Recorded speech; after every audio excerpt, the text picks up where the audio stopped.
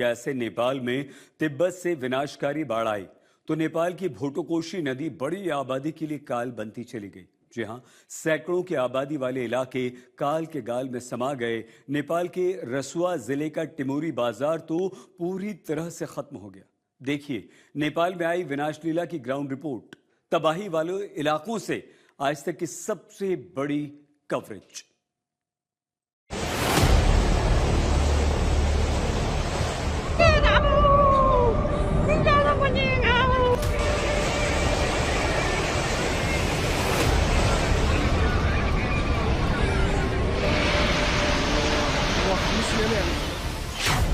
नेपाल में कैसे आया विनाश का महासैलाब?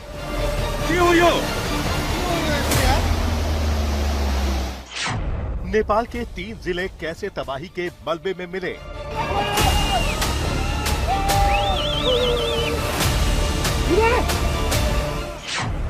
कैसे नेपाल में सैकड़ों की आबादी ने छेड़ी विनाश की त्रासदी?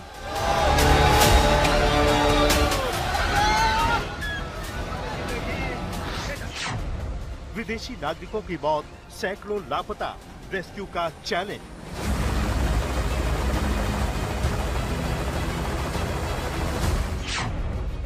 महाप्रलय की ग्राउंड रिपोर्ट, तबाही के एपिसेंटर तक आज तक।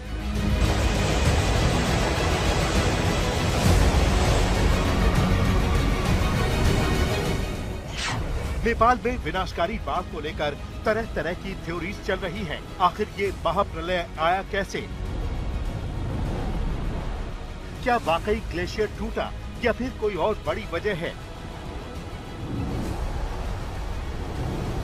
सैकड़ों की मौत हो चुकी है, हजारों लापता हैं, विदेशी नागरिक हैं, भारतीय नागरिक हैं और जिस तरह से सब कुछ मलबे में मिल चुका है, अब रेस्क्यू ऑपरेशन का बड़ा चैलेंज है।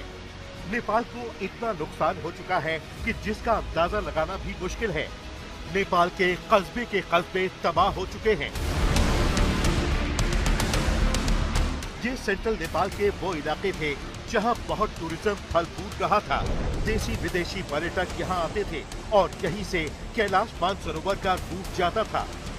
सैकड़ों करोड़ का कारोबार था, लेकिन अब सब कुछ जैसे तहस नहस हो गया है।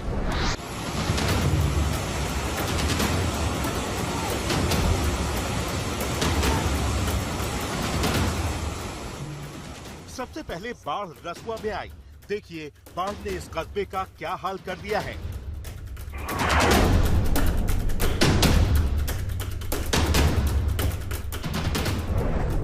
नेपाल चीन बॉर्डर की गेरुंग पोस्ट रसुआ गढ़ी में ही स्थित है।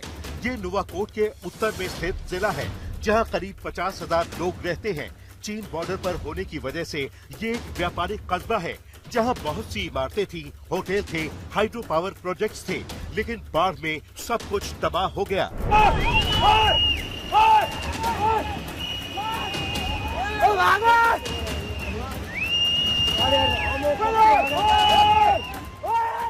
ये वीडियो आपने देखा होगा, जहां एक हाइड्रो पावर प्रोजेक्ट पूरी तरह से तबाह हो जाता है।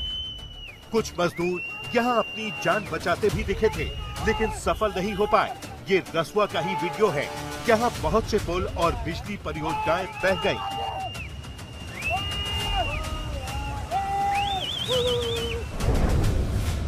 ये नेपाल के रसुआ का एरियल वीडियो आया है।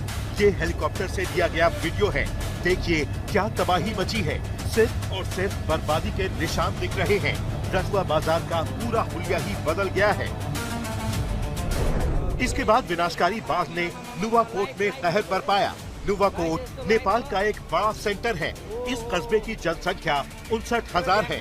नुवाकोट नेपाल की राजधानी काठमांडू से उत्तर पूर्व की तरफ एक जिला है, जो एक ग्रामीण और पहाड़ी इलाका है। टूरिज्म डेस्टिनेशन है, क्योंकि यहाँ बहुत सी हेरिटेज साइट और धार्मिक मंदिर हैं। नुवाकोट में सबसे ज्यादा तबाही मची है त्रिशूली बाजार में। अब त्रिशूली बाजार कुछ ऐसा दिखता है जैसे कोई खंडर होगा, जैसे कोई कब्रिस्तान होगा। जहां कभी पूरा बाजार था, वहां अब खाली मैदान है, कीचड़ है और मलबा भरा पड़ा है। देखिए पहले ये त्रिशूली बाजार कितना खूबसूरत दिखता था। यहाँ दोनों किनारों को जोड़ने के लिए पुल था। ये पूरा रिहायशी इलाका था। यहाँ बहुत से होटल थे, स्कूल थे, सरकारी दफ्तर थे। बीच में खूबसूरत त्रिशूली नदी बहती थी और अब यहाँ मौत का सन्नाटा है। कल जब बाढ़ आई तो बहुत से लोगों को तो यहाँ से भागने का मौका भी नहीं मिला। मैं इस समय त्रिशूली बाजार पहुंचा हूं। अब सोचिए कि 24 घंटे में कैसे तस्वीरें बदल जाती हैं। एक बेहद गुलजार शहर कैसे मानो कब्रिस्तान में बदल गया हो। ये वो शहर है और जब एक दिन पहले मंजर आने के ठीक पहले यहाँ पर क्या कुछ नहीं था और आपको यहाँ पर क्या दिखाई पड़ता है। अब यहाँ एक पुल हुआ करता था। दरअसल शहर को दोनों ओर से चौराहों से जोड़ने के लिए यहाँ एक पुल था, लेकिन अब पुल जो है ये देखिए किस हाल में है। इतना तेज प्रवाह था कि इस पुल को चीरते हुए, इसको ध्वस्त करते हुए ये त्रिशूली नदी अपने प्रवाह में ले गई। यहाँ घर हैं, मकान हैं, लोग यहाँ रहते थे, दुकानें थी। ये देखिए क्या हाल हुआ है। ऐसा लगता है मानो कहीं पर बमबारी हुई हो। लेकिन कुदरत का प्रवाह और उसका गुस्सा इस नदी का इतना था, इस सैलाब के आगे पूरा शहर जो है बर्बाद हो गया। त्रिशूली बाजार में तो लगता है कि जैसे मौत पसरी हुई है। नदी ने सारे घर साफ कर दिए, सब कुछ ध्वस्त कर दिया। नदी का पाट बहुत चौड़ा हो गया है। जहाँ जहाँ निर्माण था सब उजड़ गया। त्रिशूली गांव में यहाँ पर एक पुल था। वो पुल अब मुझे सिर्फ तार यहाँ दिखाई देते हैं, बह चुका है। पीछे पूरा मैदान है। ये मैदान नहीं हुआ करता था। यहाँ पर घर थे, दुकान थे, रंग बिरंगे घर की छतें दिखाई देती हैं पुरानी तस्वीरों में। और अब जो इक्का दुक्का लोग दिखाई दे रहे हैं वो अपने घरों की छतों पर आसपास इस कीचड़ में आए हैं देखने कि क्या घर में कुछ बचा है। जान बचाने के लिए लोग यहाँ से सीधा पहाड़ी इलाकों की ओर भागे। जब नदी का स्तर बढ़ा, पानी तो घटने लगा है, लेकिन पानी अपने साथ जो तबाही का मंजर लेकर के आया है वो इसके निशान छोड़ गया है। इन छतों पर जहां उनके बच्चे खेला करते थे, अब यहाँ पर मलबे का ढेर है। और इस सैलाब ने जो दर्द दिया है वो घाव लोगों को सालों तक याद रहेंगे। और अब नेपाल के धादिङ जिले में मची तबाही भी आपको दिखाते हैं। यहाँ बहुत से झरने हैं, पर्वत हैं, पहाड़ हैं, गुफाएं हैं।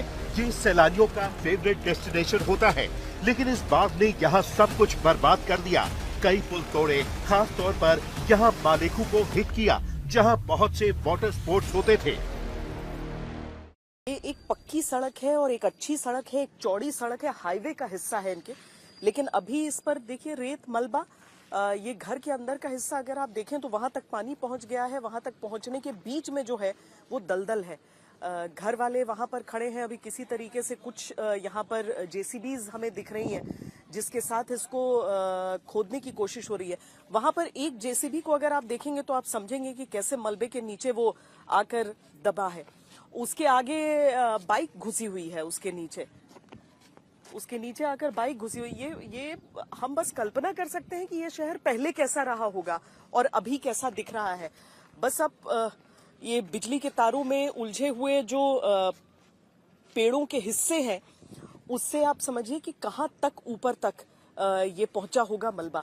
हम थोड़ा सा और आगे जाते हैं क्योंकि ये सड़क जो है वो अब यातायात के लिए बंद की गई है, क्योंकि ये बीच का जो हिस्सा है ये बहुत ज्यादा प्रभाव का हिस्सा है। ट्रक देखिए, ट्रक का जब पानी उतरा भी है, मलबा नीचे गया भी है, तो उसका आधा चक्का अभी भी उसके नीचे है। लेकिन ऊपर तक अगर आप देखेंगे तो ये ट्रक धंस गया था इस मलबे में।